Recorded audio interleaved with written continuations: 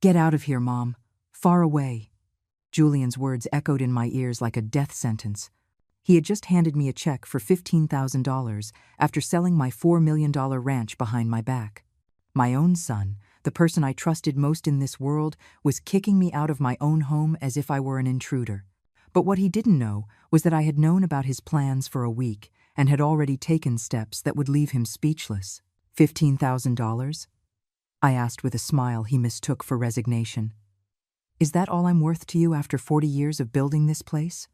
Julian shrugged with a coldness that pierced my heart. Mom, you're getting too old to manage a ranch this big. I sold the property for $4 million.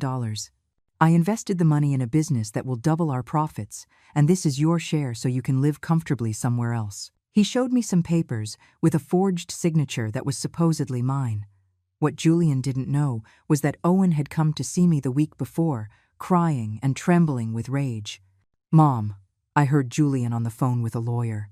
They're planning to forge your signature and sell the ranch. He said he already has a buyer and that you're too senile to notice. My younger son had risked his relationship with his brother to save me from this betrayal, and thanks to him, I had been able to prepare for this moment. For 40 years, I had built this ranch with my own 2 hands. I arrived here a young widow with 2 small children and $100 in my pocket. I worked 18-hour days. My hands became covered in calluses, my back bent under the weight of feed sacks. But I never gave up. Every tree I planted, every fence I built, every animal I raised carried my sweat and my blood. This land wasn't just property, it was my soul, materialized into $4 million of honest work. Julian was always different from Owen.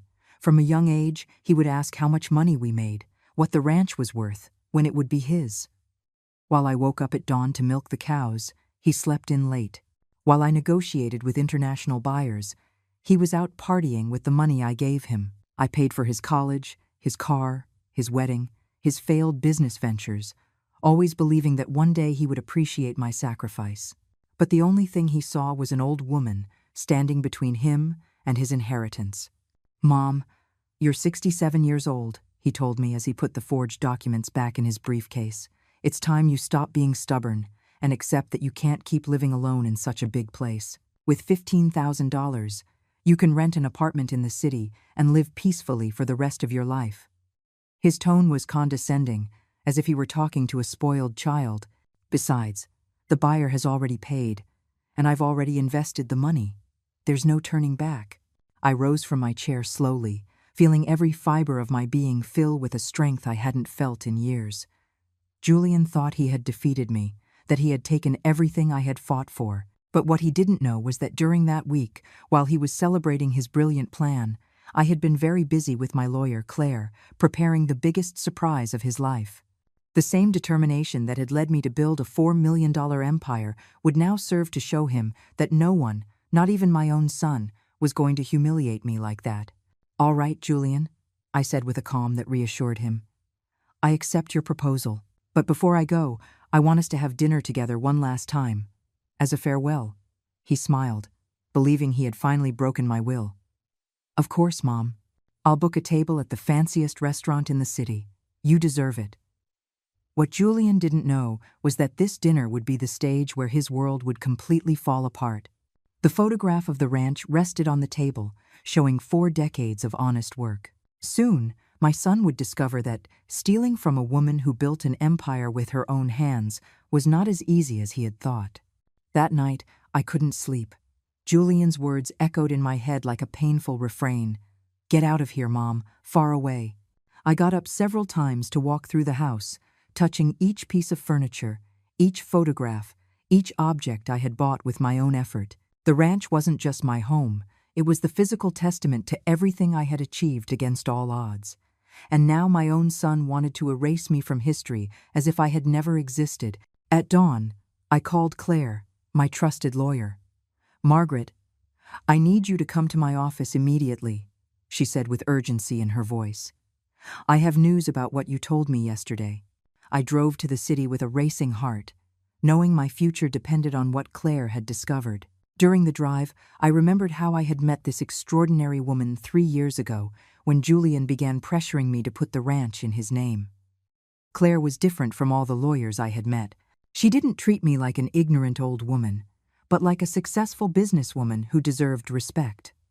When I told her my suspicion about Julian's intentions, she didn't downplay my concerns. "Margaret, cases of financial abuse against seniors are on the rise, and sadly, many involve close family members," she had told me with complete frankness. "We need to protect your assets before it's too late." "Sit down, Margaret," Claire said when I arrived at her office.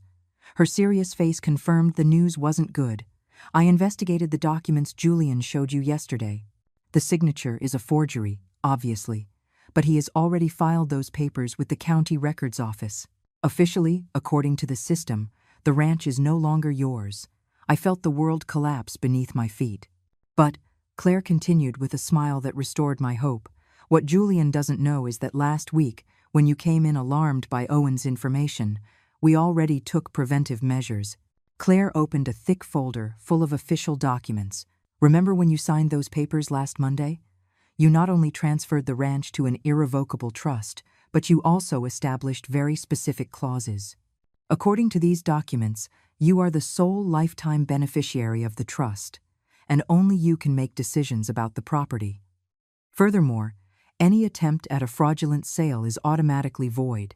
Tears of relief streamed down my cheeks as Claire continued explaining. "There's more," Claire said with satisfaction. "We also installed hidden security cameras in your house last week and recorded the entire conversation yesterday when Julian gave you the check. We have complete evidence of his criminal intentions."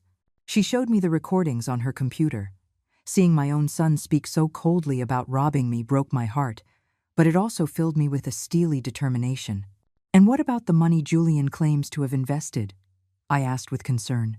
Claire smiled in a way I hadn't seen before. "That's Julian's problem, not yours. He sold something that didn't belong to him to a buyer who will soon discover he can't take possession of the property. When the buyer demands his $4 million back, Julian will have to explain where that money is." The poetic justice of the situation made me smile for the first time in days. I returned to the ranch feeling like a warrior prepared for battle. That afternoon, Julian called to confirm the farewell dinner. "Mom, I've booked a table at the Summit Grill for tomorrow at 8. It will be a very special dinner," he said with that false sweetness that now nauseated me. "Perfect, son. I have a surprise for you too," I replied with a smile he couldn't see over the phone. That night, I called Owen to tell him everything. "Mom, I can't believe what Julian is doing," he said, his voice breaking. "I knew he coveted the ranch, but I never thought he'd go this far." I explained the entire plan Claire and I had prepared. "I want you to come to the restaurant tomorrow, but don't say anything to Julian. I need you to be a witness to everything that's about to happen." Owen agreed immediately, a mix of nervousness and admiration in his voice. The morning of the dinner, I woke up early to get ready. I chose my most elegant red dress, the one I had bought when I turned 60, to celebrate 4 decades of successful work. I did my makeup with special care, styled my hair as if for a party, and put on the pearl earrings my late husband had given me on our 20th anniversary. If Julian wanted a farewell dinner, I would give him one he would never forget. As I dressed, I remembered all the times Julian had tried to convince me to sell the ranch. "Mom, you're not young enough for all this work anymore," he would constantly say. "You could live comfortably in the city with the money from the sale." What he never understood was that the ranch wasn't work for me. It was my identity, my purpose, my connection to life. Every dawn among my trees, every afternoon feeding my animals, every night listening to the sounds of the countryside reminded me that I had built something beautiful and lasting. At 6 o'clock in the evening, Claire arrived at my house with a briefcase full of documents. "Are you ready for this, Margaret?" she asked as we reviewed the plan one last time. "More than ready," I replied with a confidence I hadn't felt in weeks. "Julian thinks he's giving me a farewell dinner, but in reality, it's going to be his wake-up call." Claire laughed heartily. "I love working with you, Margaret. Not many women your age would have the courage to confront their own son this way." When I arrived at the Summit Grill, Julian was already waiting for me at an elegant table by the window. He was dressed in his best suit, as if celebrating a victory. "Mom, you look beautiful," he said as he helped me sit down. "I wanted this dinner to be special because I know it's going to be hard for you to adjust to your new life." The hypocrisy in his voice turned my stomach, but I maintained a serene smile. "Thank you for being so considerate, Julian," I said as I unfolded the napkin on my lap. "I also have something very special prepared for tonight." He smiled, believing I had finally accepted my defeat. What he didn't know was that in the next few minutes, his world would crumble like a house of cards, and the woman he had underestimated for so many years was about to show him what she was really made of. Julian ordered the most expensive bottle of wine on the menu, as if celebrating the greatest victory of his life. "Mom, I want to toast to your new chapter," he said, as the waiter poured the golden liquid into our glasses. "I know it will be hard to adjust at first, but you'll see that living in the city will be much better for you." His smile was so fake it made me want to scream the truth at him right then and there. But I held back. The show was just beginning. "Of course, son," I replied, raising my glass with a serenity that calmed him. "To new beginnings." Julian toasted with me, unaware he was celebrating his own destruction. As I drank, I watched every detail of his face, wondering when exactly I had lost the sweet boy he once was, replaced by this cold, calculating man before me. "Mom, there's something else I need to tell you," Julian began after several sips of wine. His tone turned more serious, more businesslike. "The buyer of the ranch wants to take possession next week. I need you to pack your personal things and be out by Friday." The coldness with which he spoke those words confirmed that to him, I was no longer his mother, but simply an obstacle to be removed.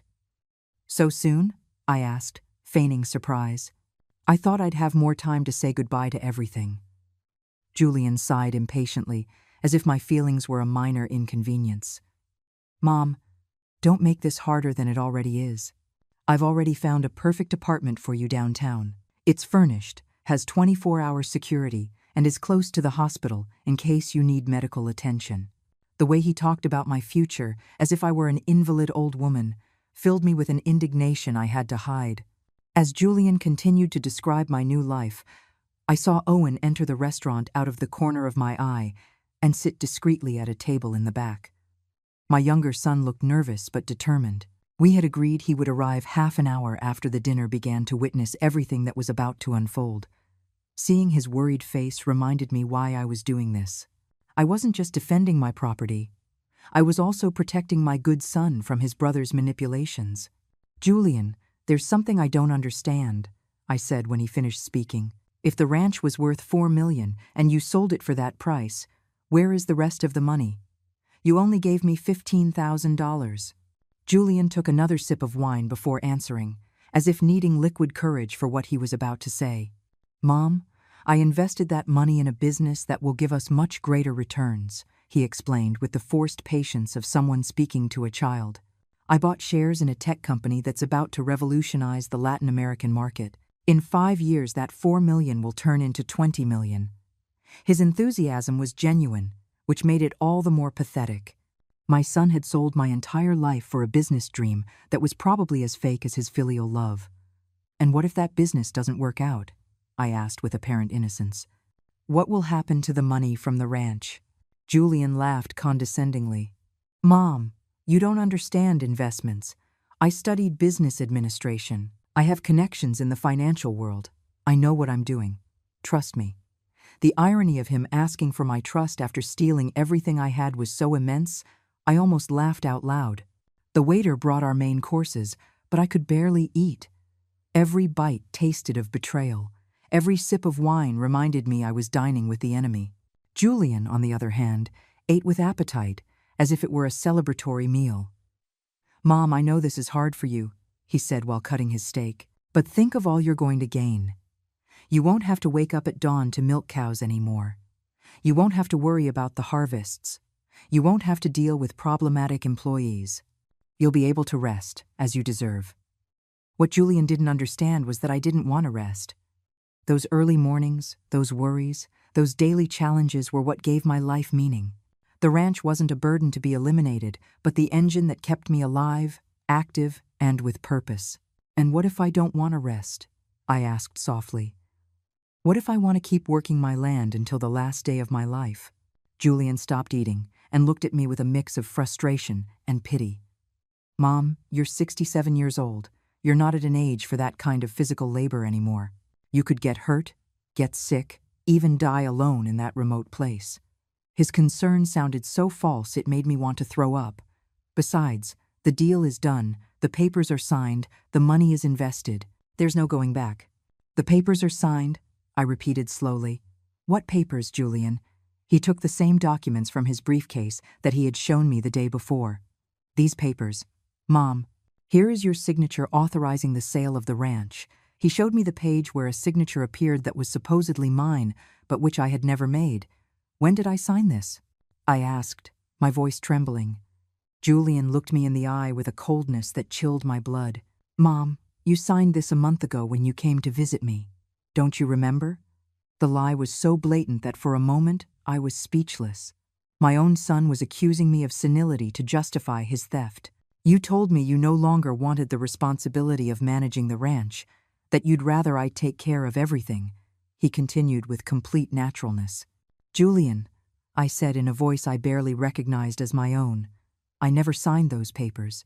I never told you I wanted to sell the ranch. That is not my signature. His face hardened immediately.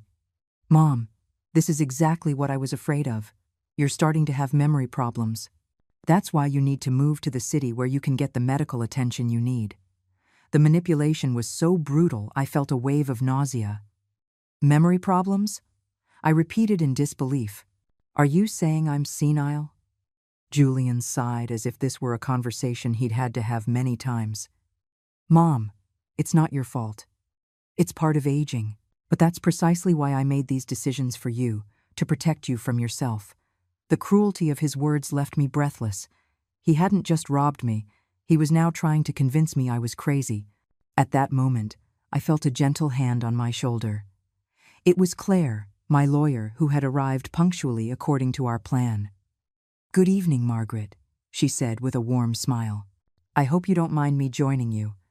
Julian looked at me, confused. Who is this woman, Mom? His tone was no longer condescending, but genuinely worried. Control of the situation was beginning to slip from his grasp. Julian, I said with a smile that was finally genuine. I'd like you to meet Claire. She's my lawyer. She has something very interesting to tell you about those papers you just showed me. Julian's face turned pale as Claire took a seat beside us. The farewell dinner was about to become the confrontation my son had never imagined. Julian's face changed completely when Claire sat at our table.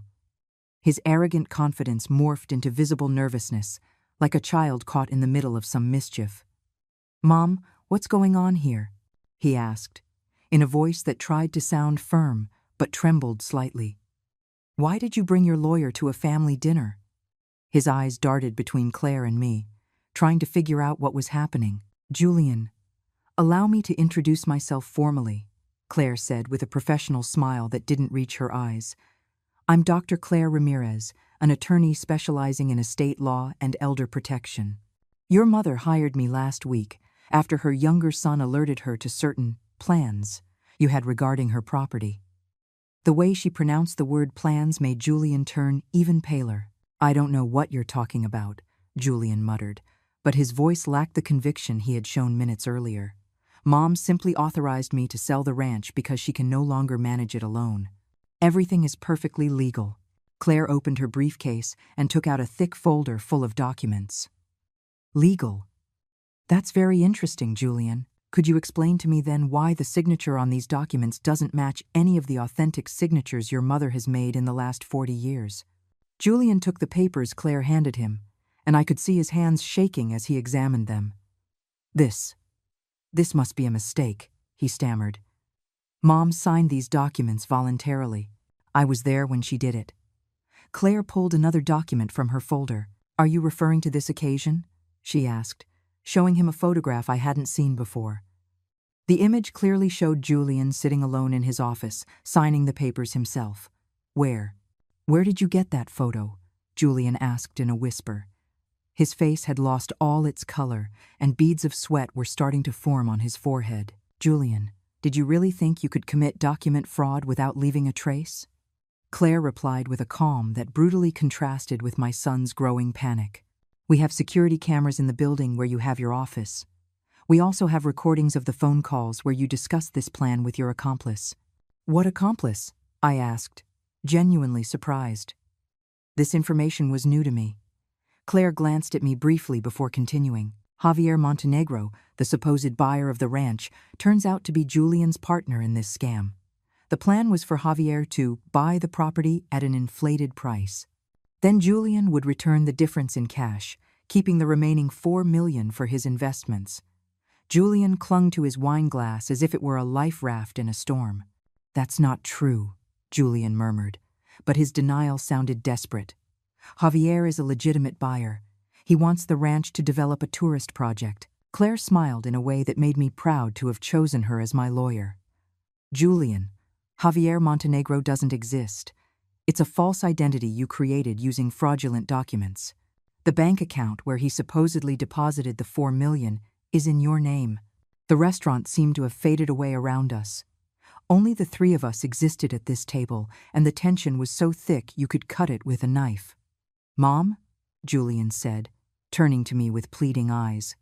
"You know me. I would never hurt you. There must be a misunderstanding." For a moment, I saw the little boy who used to run to me when he had nightmares, and my maternal heart softened slightly.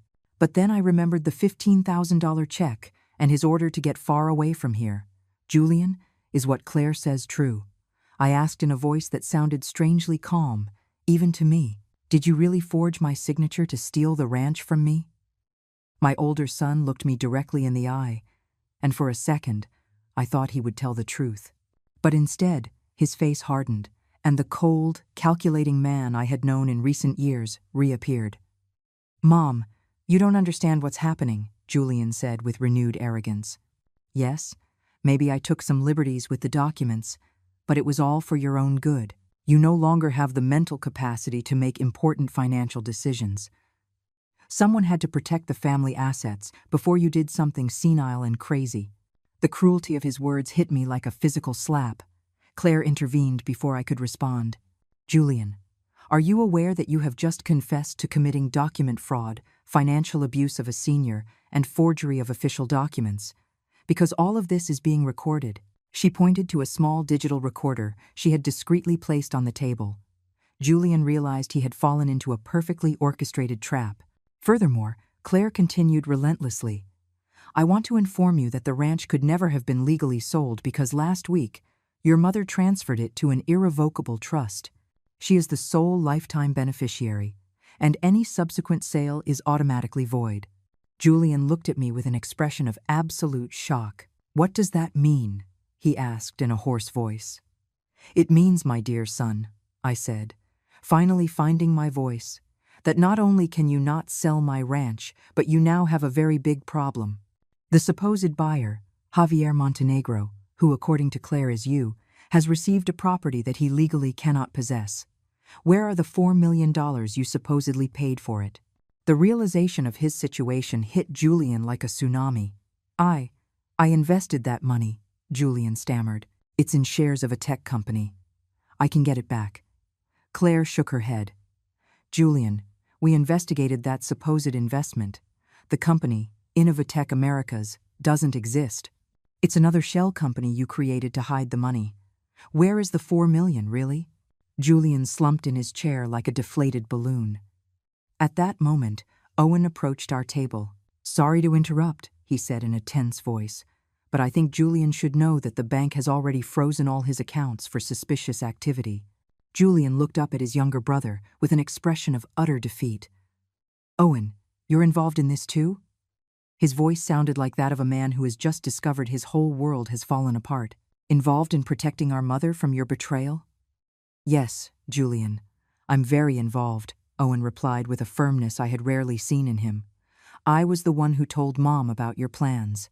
I was the one who convinced her to call Claire. And I was the one who contacted the banking authorities when I discovered the fraudulent transfers." Julian looked at his brother as if seeing him for the first time. "Why?" Julian asked, his voice breaking. "Why did you betray me?" Owen sat next to him and put a hand on his shoulder. "Julian, I didn't betray you. You betrayed our family when you decided to steal everything Mom had worked for over 40 years. You betrayed your own mother when you treated her like she was a senile nuisance. Tears began to roll down Owen's cheeks. The waiter approached nervously to ask if everything was all right, clearly uncomfortable with the tension emanating from our table. "Everything is perfectly fine," I said with a smile that probably looked ferocious. "My family is just having a very necessary conversation about honesty and respect." The waiter quickly retreated, no doubt relieved not to be involved in our family drama. Julian looked up at me, his eyes full of tears. "Mom, I'm sorry. I know I made mistakes, but I did it all thinking about the family's future." Claire and I exchanged a look. After everything that had happened, my older son was still trying to manipulate me with excuses and justifications.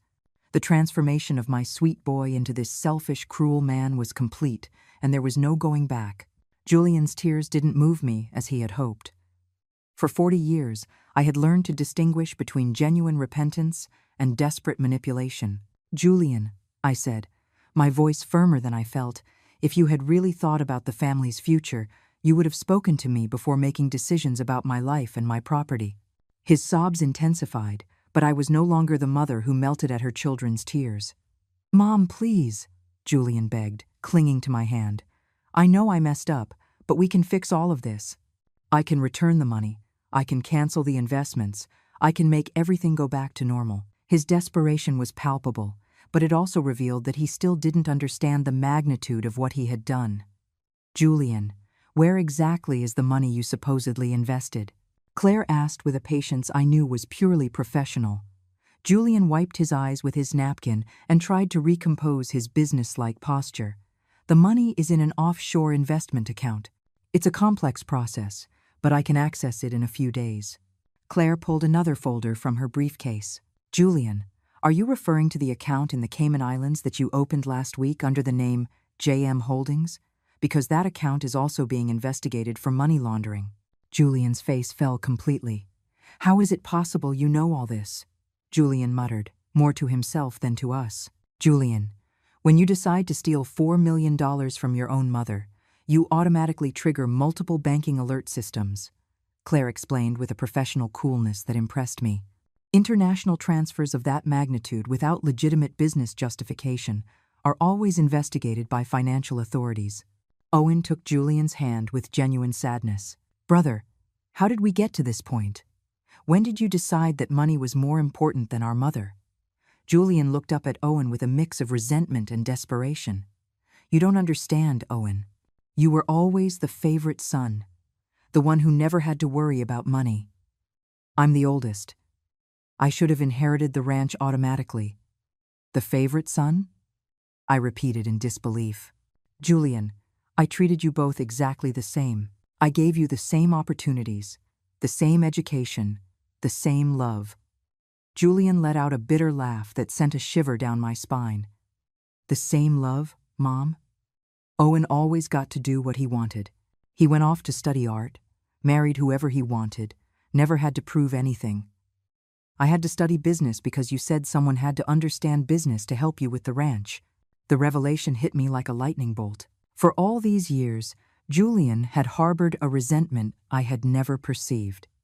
"Julian, I never forced you to study business. You told me you wanted to do it because you were interested in business." Julian shook his head violently. "I wanted to study music, Mom.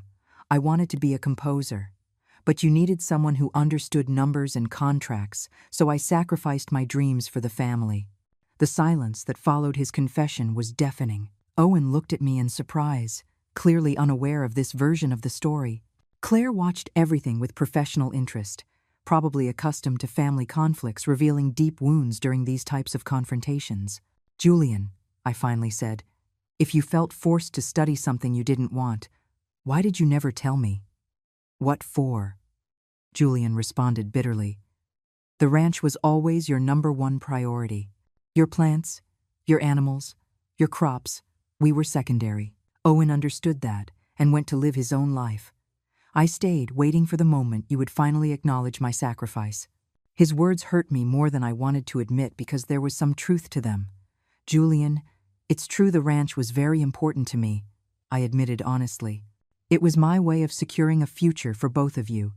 But that doesn't justify you stealing everything I worked for over 40 years. Julian covered his face with his hands. I didn't want to steal from you, Mom. I wanted you to finally see me as your partner, as your rightful heir. I wanted to prove that I could multiply the value of the ranch through smart investments. Claire intervened gently. Julian, do you understand there are legal ways to express those aspirations? You could have proposed a business plan to your mother. You could have asked to be included as a partner in the ranch's operation. You could have suggested investing part of the profits in other projects. Julian looked up with an expression that mixed desperation and frustration. I tried, Julian said, his voice breaking. For years, I proposed ideas to expand the business, to modernize operations, to diversify investments. But Mom always told me the ranch was fine as it was, that it didn't need changes. I realized Julian was right about this. I had been very conservative with my decisions, perhaps too resistant to change. But that didn't give you the right to make unilateral decisions about my property, I said firmly. If you wanted changes, you should have insisted more. You should have found ways to convince me, not to deceive me. Julian nodded slowly, as if he were finally understanding the gravity of his actions. I know, Mom, I know, and I hate myself for it. But when I saw the investment opportunity in Innovatech, I thought I could prove my worth without having to ask your permission. Julian, Owen intervened gently. Innovatech doesn't exist. Claire already explained that. What did you really invest the money in? Julian was silent for several minutes, clearly debating internally whether to tell the truth or continue lying. Finally, he sighed deeply. I invested it in cryptocurrency, he admitted in a barely audible voice. I thought I could triple the money in a few months and give Mom back her ranch, plus a spectacular profit. The confession landed on the table like a bomb. Cryptocurrency? I repeated in disbelief. Julian, you gambled $4 million of my money on cryptocurrency without my knowledge? Claire leaned forward with professional interest. Julian, could you be more specific? What kind of cryptocurrencies? Through what platform? Julian looked like a man who had just admitted to his own financial suicide.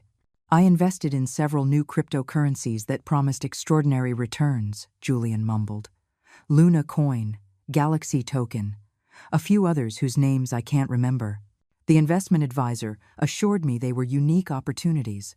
Claire and Owen exchanged a horrified look. Julian, Owen said, his voice trembling, those are classic crypto scams. How much money is left? Julian completely slumped in his chair. According to my last statement, there's about $300,000 left. The rest was lost when several of the coins collapsed last week. The silence that followed was absolute. 4 million reduced to 300,000 in a matter of days. The magnitude of the loss was so great that my brain refused to fully process it. 300,000, I repeated slowly. Julian, you lost $3,700,000 in 1 week? Julian nodded without looking up, like a child who has just broken the most valuable vase in the house. I thought it was a temporary market correction. The advisor told me all investments have initial volatility. Claire closed her eyes for a moment, probably calculating the legal implications of this revelation. Julian, do you have the documents for these investments? Contracts, receipts, communications with this supposed advisor? Claire asked, with an urgency she hadn't shown before. Julian rummaged through his briefcase and pulled out several wrinkled papers. Here are some documents, but most of the transactions were digital. Claire examined the papers quickly, her expression growing increasingly somber. Julian, these are not legitimate investment documents, Claire said after reviewing everything. These are forms from a cryptocurrency pyramid scheme. Not only did you lose your mother's money, but you were the victim of massive fraud. Julian looked up with a spark of hope. Does that mean I can get the money back? Claire shook her head sadly. It means the scammers have already disappeared with the money, and the chances of recovery are practically nil. The reality of the situation finally settled over all of us. Julian had not only betrayed my trust and stolen my property, but he had irreversibly lost a fortune that represented 4 decades of work. The poetic justice was brutal. The son who wanted to prove his financial superiority had fallen for the most basic scam in the digital world. The devastation on Julian's face was complete. He had not only lost his family's respect, but had financially destroyed what he so desperately wanted to possess. "Mom," he murmured, his voice barely audible, "what am I going to do now? I have no way to pay you back. My house is mortgaged, my credit cards are maxed out, and now the authorities have frozen my accounts." For the first time that night, I saw genuine vulnerability instead of calculated manipulation. "Julian, that is no longer my responsibility," I told him with a firmness that surprised even myself. "You made these decisions without consulting me, assuming you had a right over my life and my property. Now you have to face the consequences of your actions." Claire nodded in agreement as she organized the documents she had just examined. "Margaret is right, Julian. You are a 42-year-old adult. The decisions you made were yours, and so are the consequences." Owen took his brother's hand with genuine compassion. "Julian, I'll help you in any way I can, but first, you need to understand that what you did was terribly wrong."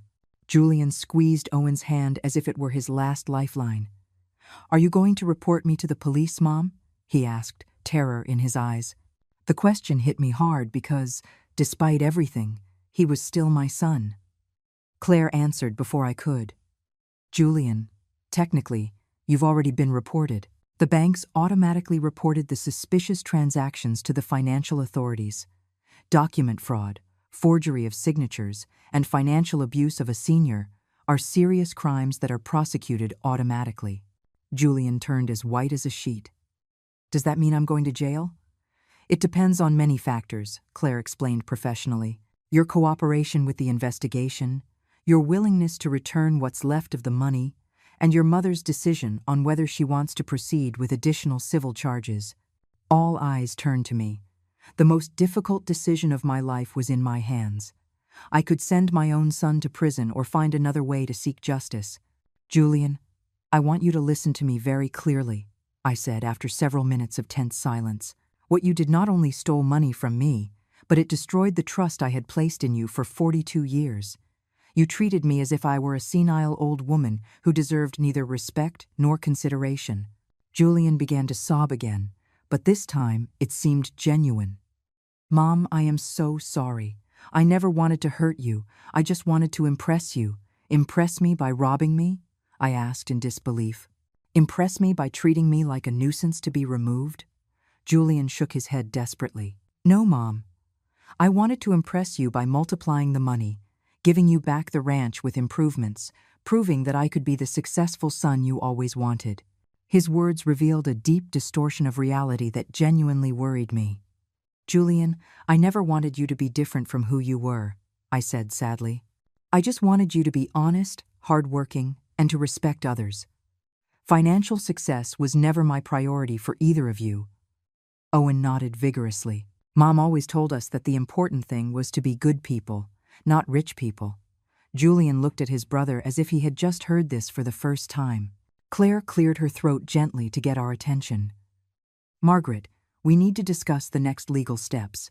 Julian will have to face the criminal charges regardless of what you decide, but you can influence the civil penalties." I took a moment to process all the information. My son had committed serious crimes, had lost a fortune, and now his future depended partly on my decisions. "Claire, what are my options?" I finally asked. "You can proceed with a full civil lawsuit seeking recovery of all damages plus additional penalties. Or you can negotiate a settlement that includes the return of the remaining $300,000 plus a payment plan for the rest, in exchange for not proceeding with some of the civil charges." Julian looked at me with desperate pleading in his eyes. "And if I choose the full lawsuit?" I asked. "Julian would lose everything he has, his house, his car, any remaining assets. Additionally, the penalties could include punitive damages that would keep him in debt for life." The severity of the options struck me. Part of me wanted Julian to pay completely for what he had done, but another part remembered the little boy he once was. "Mom, please," Julian begged, tears streaming down his cheeks. "I know I don't deserve your forgiveness, but I promise I will do everything I can to make it up to you. I will work day and night. I will sell everything I have. I will find ways to pay back every dollar I lost." His promises sounded sincere, but I had learned to distrust easy words. Julian, how can I trust your promises after what you've done? I asked him directly. How do I know this isn't another manipulation to avoid the consequences of your actions? Julian wiped his eyes and looked at me with a seriousness I hadn't seen in years. Because I now understand that I lost the most important thing I had, your respect and your trust. Money can be recovered, but that, maybe never. Owen intervened gently. Mom, can I suggest something? I nodded, valuing his perspective. What if we give Julian a chance to prove he's serious, but with very strict conditions? Claire raised her eyebrows with professional interest. What kind of conditions do you have in mind, Owen? Julian immediately returns the $300,000 that are left, sells his house and his car to generate more restitution funds, and agrees to work on the ranch without a salary until he is compensated for a significant part of the damage, Owen proposed. Furthermore, all of this would be legally supervised with monthly reports to Claire on his financial progress.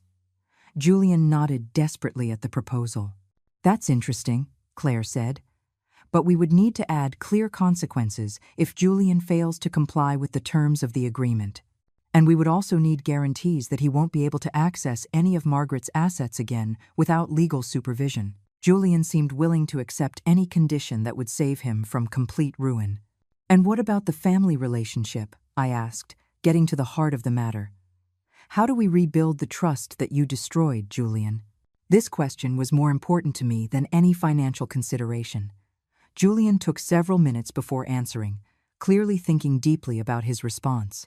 Mom, I know I have no right to ask you for another chance, Julian finally said. But if you allow me to work on the ranch not as your heir or your partner, but as your employee maybe over the next few years, I can prove that I am capable of respecting your work and your authority. His humility seemed genuine, but I knew that words were easy when someone was desperate. Julian, the work on the ranch is hard, I warned him. It means waking up at 5 o'clock in the morning, working under the sun, getting your hands dirty, doing tasks you consider beneath your college education. Are you really willing to do that? Julian nodded vigorously.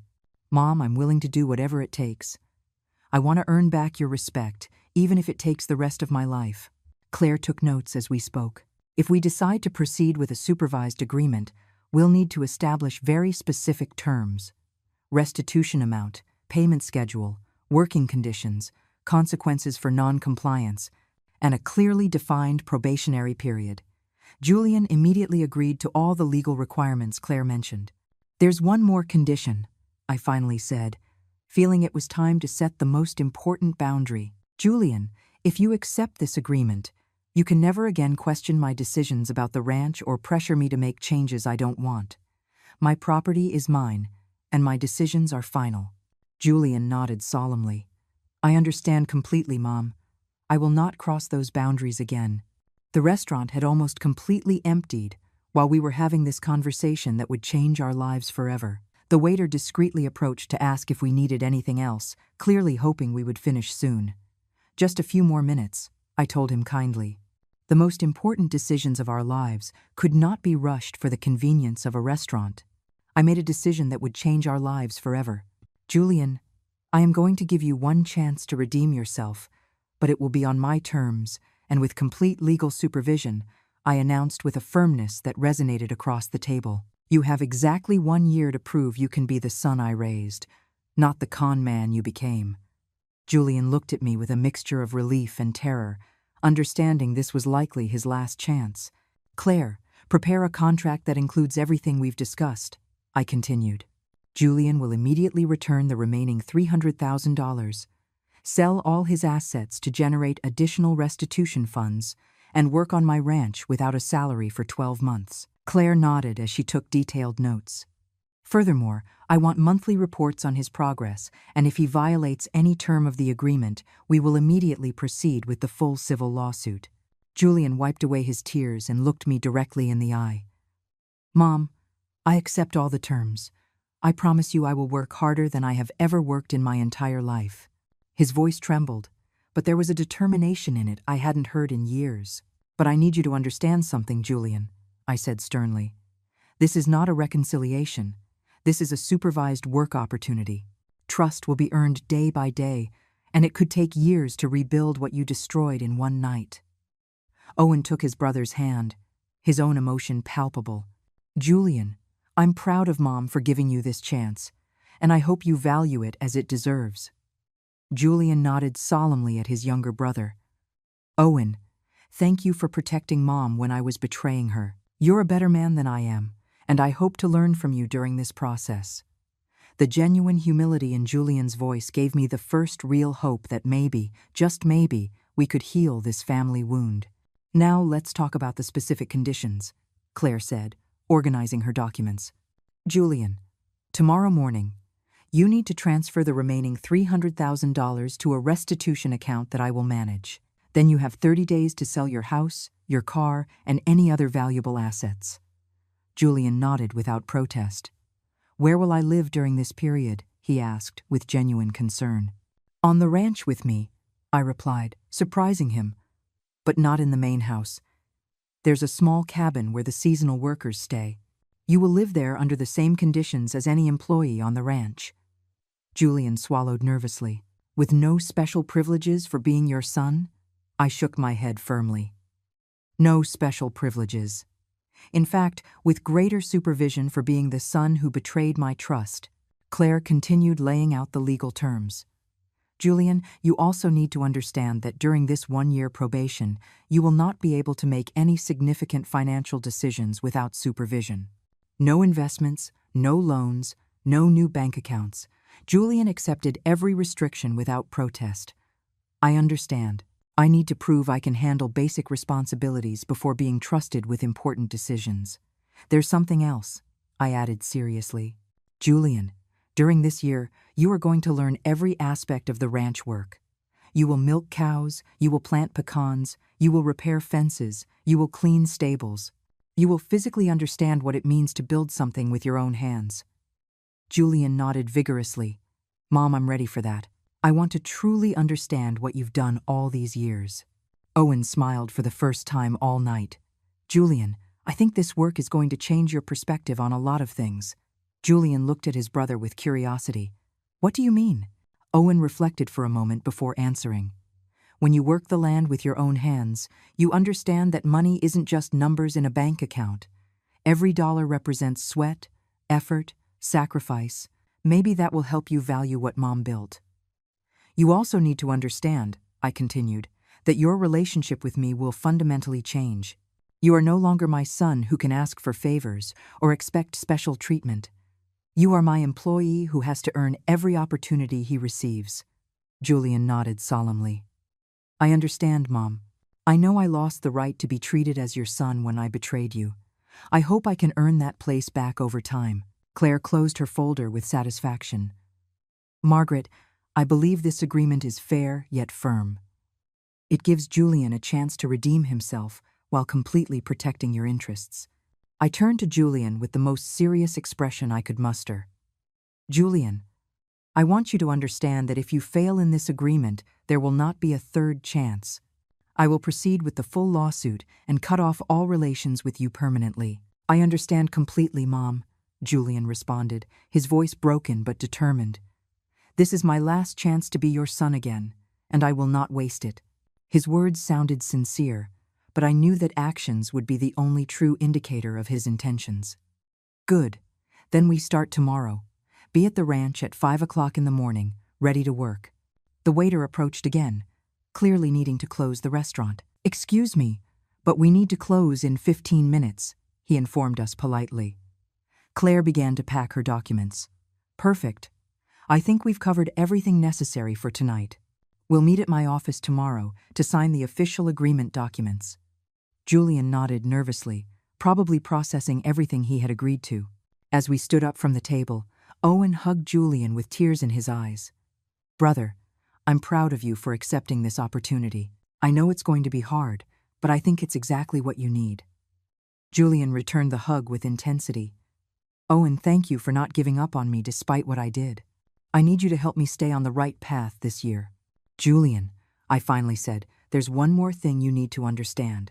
During these 12 months, you're not just going to work to compensate for the money you lost. You're going to work to rebuild the respect you destroyed, the trust you betrayed, and the family relationship you almost ruined forever. Julian looked at me with a humility I hadn't seen since he was a child. Mom, I know I don't deserve this chance, but I promise I will do everything possible to be worthy of it. Claire walked us to the restaurant door. Margaret, I'm impressed by your wisdom in handling this situation. You're giving Julian a chance to redeem himself, but with complete legal protections for yourself. I thanked Claire for all her professional help. I couldn't have handled this without your legal expertise. I'll see you tomorrow for the official documents. When we stepped out into the cool night air, I felt as though I had just emerged from an epic battle. Julian's betrayal had been devastating, but at least now there was a path forward. Julian, I said before we parted ways, remember, tomorrow at 5 o'clock sharp, you'll be working like any other employee on the ranch. Don't be late. Julian nodded solemnly. I won't fail you, Mom. This time, I won't fail you. Owen offered to drive me home, but I preferred to drive alone to process everything that had happened. On the way back to the ranch, I reflected on the most intense night of my life. My son had betrayed me in the cruelest way possible, but I had shown that a 67-year-old woman could defend herself and set firm boundaries. The future was uncertain, but at least now it was on my terms. When I arrived at the ranch and saw my lands bathed in the moonlight, I felt a deep satisfaction. This land was still mine. My 40 years of work were protected, and maybe, just maybe, I would have the chance to get my lost son back. But this time, it would be under my rules and on my terms. The woman who had built an empire with her own hands was not going to be defeated by anyone's betrayal, not even her own son's. 3 months after that night that changed our lives forever, I woke up, as always, at 4:30 in the morning. The alarm clock was no longer necessary. My body had developed an internal clock after 4 decades of early mornings on the ranch. As I dressed, I heard footsteps in the yard outside. Julian was already awake, preparing for another day of work that would start promptly at 5. The first few days had been brutal for him. His hands, accustomed to holding documents and calculators, were covered in blisters after the first week of physical labor. His back, which had never carried more than a briefcase, ached from lifting sacks of feed and heavy tools. But to my surprise, Julian never complained once. Every morning, he showed up on time, ready to learn and work. "Good morning, Mom," Julian greeted me when I stepped out of the main house. His appearance had changed drastically in these 3 months. His skin was tanned by the sun, his hands calloused, his muscles developed from physical labor. But more important than his external transformation was the change in his attitude. There was no arrogance in his voice anymore, only genuine respect and a humility he was learning day by day. "Good morning, Julian," I replied with the professional neutrality I had maintained these past months. It wasn't coldness, but the necessary distance between an employer and her employee. "Today we're going to check the north sector of the pecan orchard. The trees need pruning and fertilization." Julian nodded and went to get the necessary tools without me having to tell him. He had learned the routine quickly. As we walked toward the orchard, I watched how Julian interacted with the trees. At first, he treated them like objects to be manipulated to complete a task, but gradually, he had begun to understand that each tree was a living being that required specific care and attention. "This tree looks sick," he commented, pointing to a pecan tree with yellowish leaves. His observation was correct. "What do you think might be causing that?" I asked. Testing his learning, Julian moved closer to examine the tree. It could be too much water, a lack of nutrients, or maybe some kind of pest. His answer showed he had been paying attention during the lessons I had given him on plant care. "Very good. And what would you do to fix it?" Julian thought for a moment before answering. "First, I'd check the soil drainage to make sure there's no waterlogging. Then I'd examine the leaves for signs of pests or diseases. Finally, I'd adjust the fertilization based on what I find." I was impressed by the methodology of his response. He was learning to think like a farmer, not just follow orders. During these 3 months, Claire had religiously monitored Julian's progress. He had complied with all the conditions of the agreement. He transferred the remaining $300,000, sold his house and car, and turned over all the additional funds generated. The total recovered so far was about $550,000, a fraction of what was lost, but a significant start. "Mom, Can I ask you a personal question? Julian said as we pruned the pecan trees. It was the first time in 3 months he had dared to start a conversation that wasn't strictly about work. You can ask, I replied, keeping my focus on the pruning. Will you ever be able to forgive me for what I did? The question hit me harder than I expected. I stopped and looked at him directly. Julian, forgiveness isn't something that's given out like a prize for good behavior. It's something that's built day by day, decision by decision, action by action. Julian nodded solemnly, clearly understanding there were no easy answers. You're proving that you can be reliable in daily tasks, but deep trust takes years to rebuild. I understand, Julian replied sincerely. I just wanted you to know that every day I work here, I understand better what I destroyed when I betrayed you. This land isn't just money or property. It's your life, your identity, your legacy. His words moved me because they reflected an understanding that had been absent for years. I'm glad you finally understand that, I told him softly. That afternoon, Owen came to visit, as he did every weekend. The dynamic between the brothers had completely changed. Owen no longer had to protect me from Julian. Now he could relate to him as a brother who was genuinely trying to change. How do you feel after 3 months of physical labor? Owen asked Julian as we had dinner. Tired but satisfied, Julian answered honestly. It's strange, but there's something gratifying in seeing the physical result of your work at the end of the day. Owen smiled. That's exactly what Mom always tried to teach us when we were kids. Julian nodded wistfully. You're right. It's a shame it took me so long to understand. During dinner, Julian told me about his interactions with the other ranch hands. At first, they looked at me with suspicion, he admitted. They knew I was your son, and they probably knew something had happened. But gradually, when they saw I was willing to do the same work they did, they started to accept me. I was glad to know that Julian was earning respect through actions, not titles.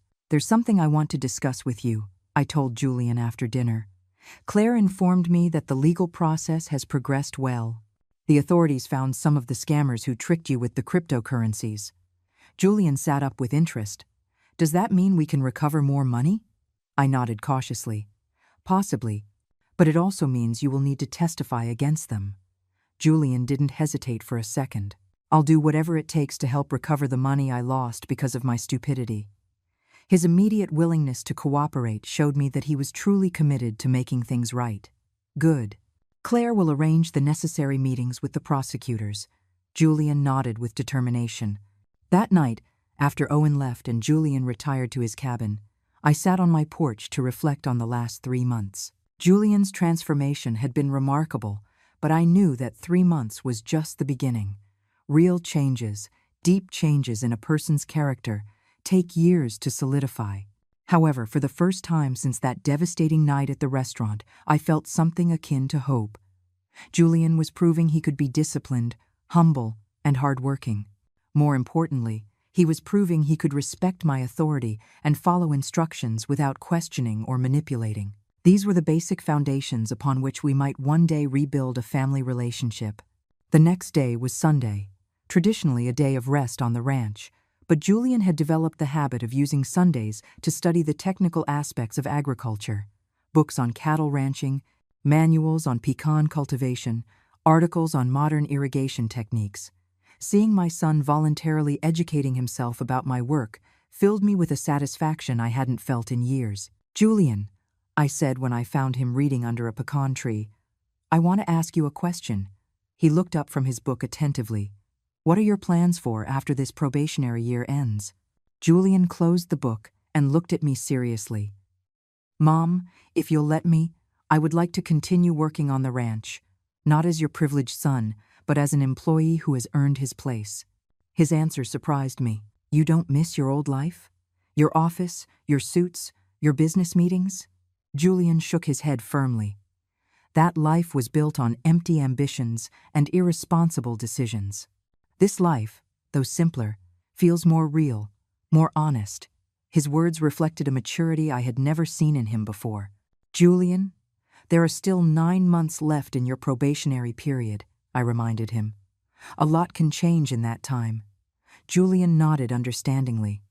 I know, Mom, but I want you to know that with each passing day, I'm more convinced that this is the right path for me." The sincerity in his voice made me feel that maybe, just maybe, I had gotten back the son I thought I had lost forever.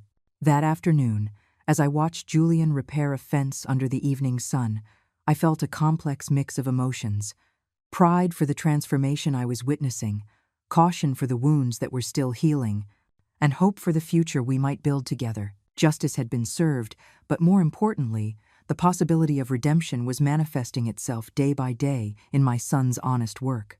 A year after that dinner that changed our lives forever, I woke in the early morning with a different feeling in my chest. Today marked the exact end of Julian's probationary period, and for the first time in 12 months, I felt genuinely optimistic about our family's future. The familiar sound of footsteps in the yard confirmed that Julian was already awake, preparing for another day of work that had completely transformed his character. During these 12 months, Julian had met every single condition of the agreement without a single fault. He had worked from dawn till dusk, had learned every aspect of the ranch's operation, and had shown a dedication I never thought he possessed. More importantly, he had recovered a total of $800,000 through the sales of his properties and cooperation with the authorities to pursue the scammers. "Good morning, Mom." Julian greeted me as I left the house. His physical transformation was remarkable, tanned by the sun, muscular from the work, with calloused hands that showed a year of honest labor. But his emotional transformation was even more impressive. The arrogance was completely gone, replaced by a genuine humility and a deep respect for the work and for me. "Good morning, Julian," I replied, but this time my voice had a warmth that had been absent for months. "Today is a special day." Julian nodded with a nervous smile. "Yes, Mom. My year of probation is up." I could see the anxiety in his eyes, wondering what decision I had made about his future. "I want you to know that you have surpassed all my expectations," I told him sincerely. During the morning, we worked together in the fields as we had done hundreds of times over the past year, but this time I watched every gesture of Julian's with new eyes. The gentle way he treated the animals, the meticulous care with which he pruned the trees, the patience with which he explained farming techniques to new workers. This was the man I had hoped he would become for 42 years. At noon, Claire arrived at the ranch for our scheduled meeting. Throughout the year, she had monitored Julian's progress monthly, and her reports had been consistently positive. "Margaret, in all my years as a lawyer specializing in family cases, I have rarely seen a transformation as complete as Julian's," she told me, as we reviewed the final documents. "Julian has met every term of the agreement," Claire continued.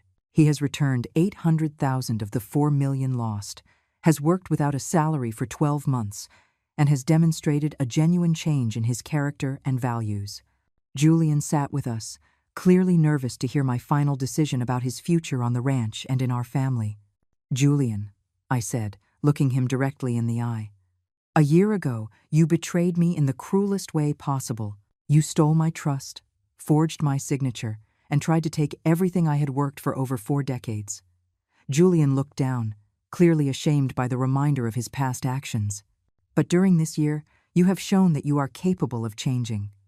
You have worked harder than any employee I've had in 40 years. You have learned to respect this land and to understand what it means to build something with your own hands. You have shown humility, dedication, and a genuine commitment to doing things right." The emotion in Julian's voice was visible as he listened to my words. "Therefore," I continued, "I have decided to offer you a permanent position on the ranch.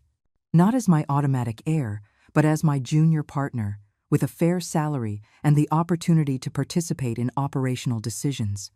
Julian looked at me in disbelief, tears streaming down his cheeks. "Really, Mom? You trust me enough for that?" "Julian, complete trust will take years to rebuild," I explained honestly. "But you have shown that you deserve a chance to continue proving yourself. However, there are conditions." Claire pulled out a new contract we had prepared. "You will continue under legal supervision for the next 3 years, and any significant financial decision requires my explicit approval." Julian immediately accepted all the conditions without even reading them. "Mom, just the fact that you're letting me stay is more than I deserve." His tears of gratitude moved me deeply. "Julian, We all deserve second chances when we are willing to work for them. I extended my hand, and when he took it, I felt I was finally getting my son back. That afternoon, we called Owen to share the news. His joy was immediate and genuine. "Julian, I'm so proud of you. You've shown that you can change when you really commit to it." The three of us hugged for the first time in over a year, and for the first time since that terrible night, our family felt whole again. During dinner, Julian asked me a question I had been expecting. "Mom, will you ever be able to completely forgive me for what I did?" I reflected carefully before answering. "Julian, forgiveness isn't a single event, it's a process. Every day you prove that you've changed, every honest decision you make, every moment of respect you show me, contributes to that forgiveness." "I no longer feel the anger I felt a year ago," I continued. "I no longer feel the betrayal like an open wound. What I feel now is hope. Hope that you have truly found your way. Hope that we can build a new and better relationship on the foundation of mutual respect." Julian nodded with tears in his eyes, clearly moved by my words. That night, as I prepared for bed, I reflected on the most challenging year of my life.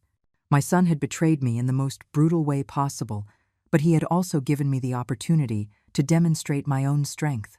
I had set firm boundaries, demanded respect, and created the conditions for a true reconciliation based on actions, not empty words. The next day, Julian would officially begin as my junior partner on the ranch. He would have a salary, real responsibilities, and the chance to genuinely contribute to the success of the operation he had tried to steal a year earlier. The poetic justice was perfect. The son who wanted to inherit the ranch without working for it would now have to earn it day by day with his honest effort. As I fell asleep, I listened to the familiar sounds of the ranch that had been my home for 4 decades. The crickets chirping, the wind in the trees, the distant murmur of the cattle. But there was a new sound that filled me with peace. Julian's footsteps in his cabin, preparing for another day of honest work. The woman who had built an empire with her own hands had shown that no one, not even her own son, could defeat her when she was determined to defend what she had built. But more importantly, she had shown that motherly love, combined with firm limits and clear consequences, could create the conditions for genuine redemption. Julian had lost $4 million of my money, but he had found something much more valuable. He had found his soul, his purpose, and his way back home. And I had recovered not only my assets, but the hope that my family could heal and grow stronger than before. Sometimes the most painful betrayals become the most powerful opportunities for growth, forgiveness, and genuine transformation. The ranch that had been the scene of the greatest betrayal of my life would now be the witness to the most beautiful redemption I could imagine. And for the first time in a year, I fell asleep with a smile on my face, knowing the future was full of new and hopeful possibilities.